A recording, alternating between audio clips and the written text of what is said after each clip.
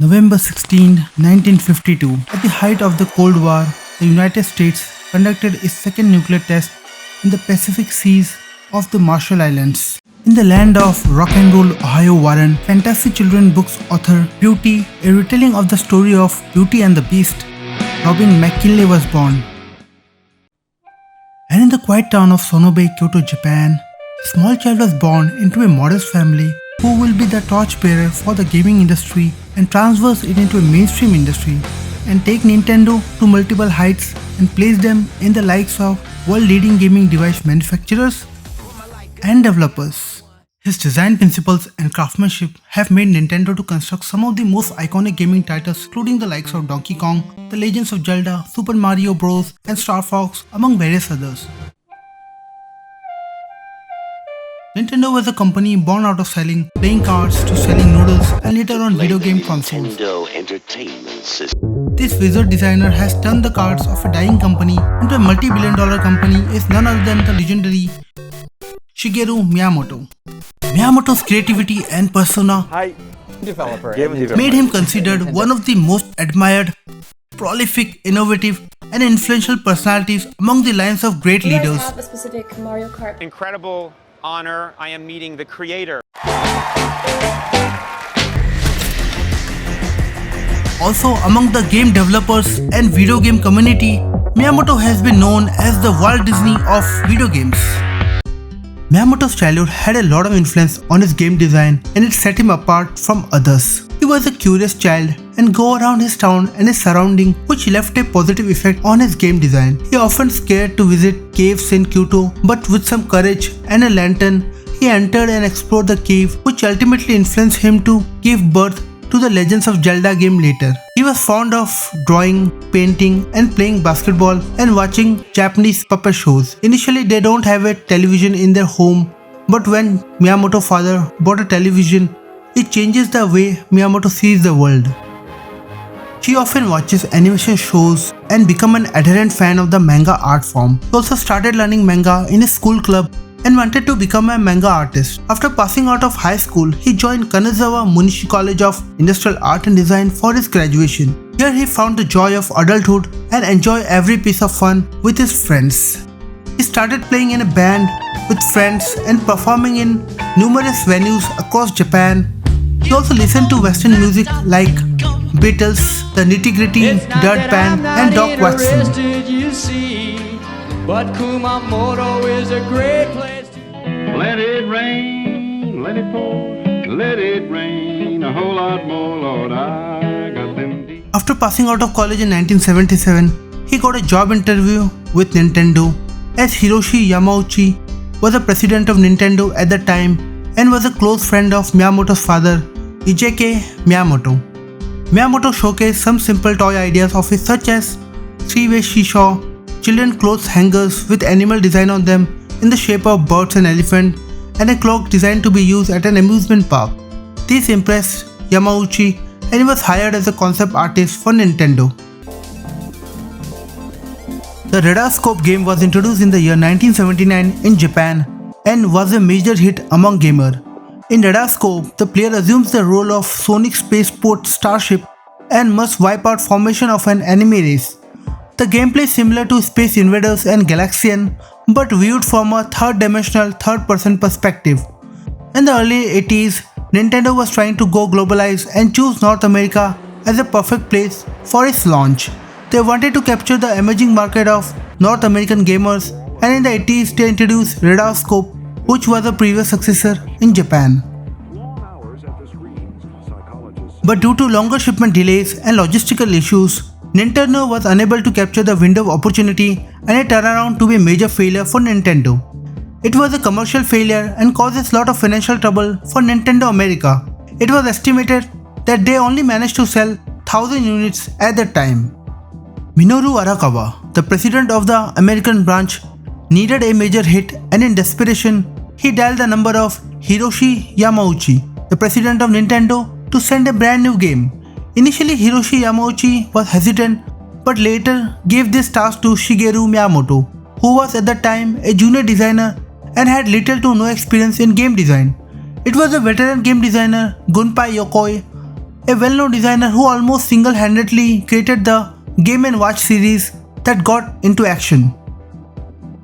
Yokoi transferred his years of experience in the game industry and the principles of game design to Miyamoto and make him taught the art of video games.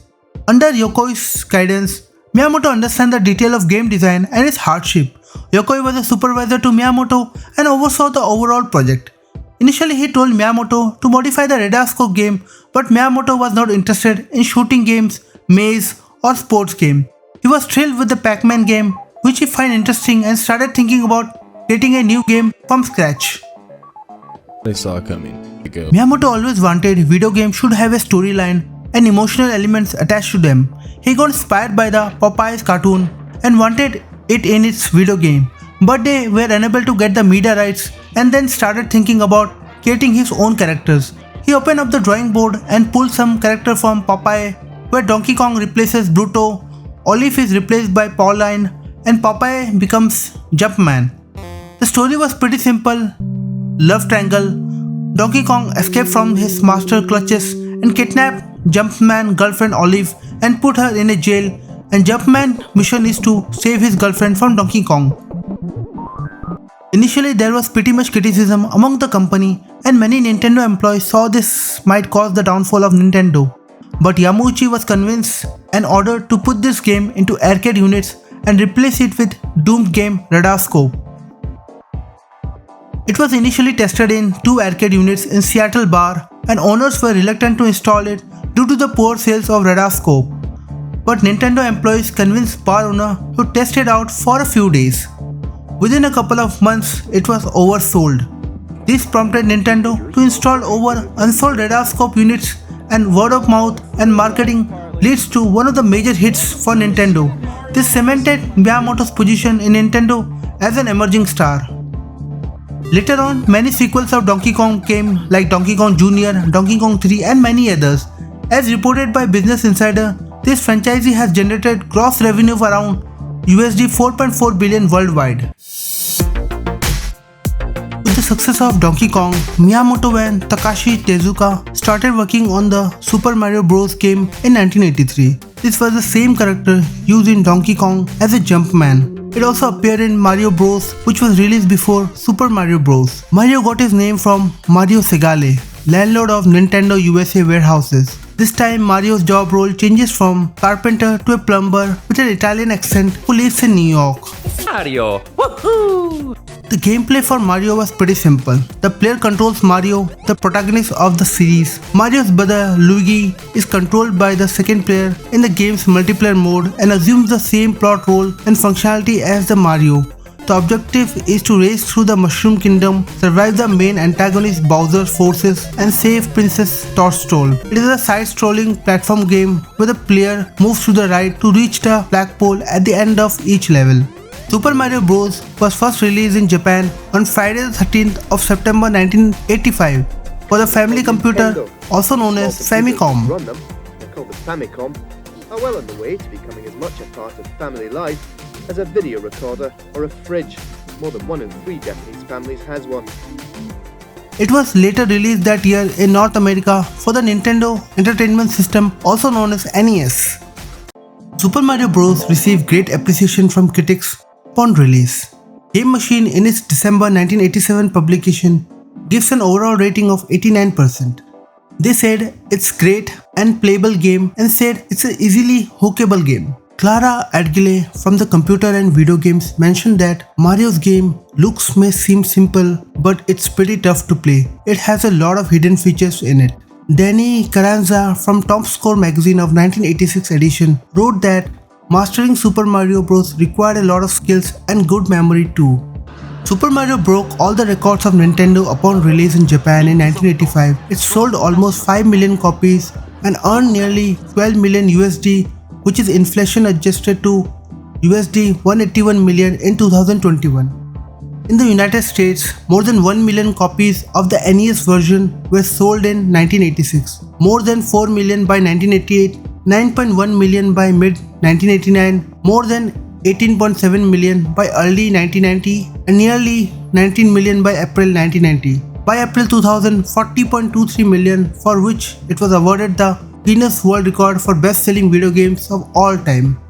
Due to the Super Mario success, Nintendo and Miyamoto ventured out into several innovative projects. This include Wii, Nintendo Switch, and very recent Nintendo theme park in collaboration with Universal Studios in Japan. Due to the Mario creation, Miyamoto falls into the leagues of legendary game developers in the world with an estimated net worth of near to 40 million USD excluding equity rights of Nintendo. Miyamoto is being critically acclaimed for every inch of work he did for Donkey Kong, The Legend of Zelda to Super Mario Bros. He is being a torchbearer for the gaming industry and an exceptional designer in the field of video games. In 1998, Miyamoto was honored as the first person inducted into the Academy of Interactive Arts and Sciences Hall of Fame.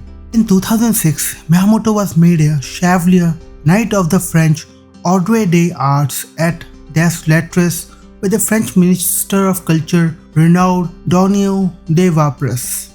On November 28, 2006, Miyamoto was featured in Time Asia's 60 Years of Asian Heroes. He was later chosen as one of the Time magazine 100 Influential Person of the Year in both 2007. At the Game Developers Choice Award on March 2007, Miyamoto received the Lifetime Achievement Award for the career that spans the creation of Super Mario Bros. And the Legends of Zelda and Donkey Kong to the company's recent revolutionary system, Nintendo DS and Wii. He was made a Fellow of BAFTA at the British Academy Video Games Award on March 19, 2010. In 2012, Miyamoto was also the first interactive creator to be awarded the highest recognition in Spain, the Prince of Asturias Award in the category of Communication and Humanities. Miyamoto was awarded Japan's Person of Cultural Merit in 2019 in recognition of his contribution to Japan video game industry. He was the first person in the video game industry to receive the honor. Thanks a lot for watching this video. I hope this video will shed some new light on the extraordinary journey of Miyamoto's life and his creation. Also, Nintendo has just released new trailer for Super Mario movie set to be released next year 2023 starting Chris Pratt. I hope this will be a nice treat to such a lovely game. Till then, see you again with some new knowledge. Thanks a lot. Bye bye.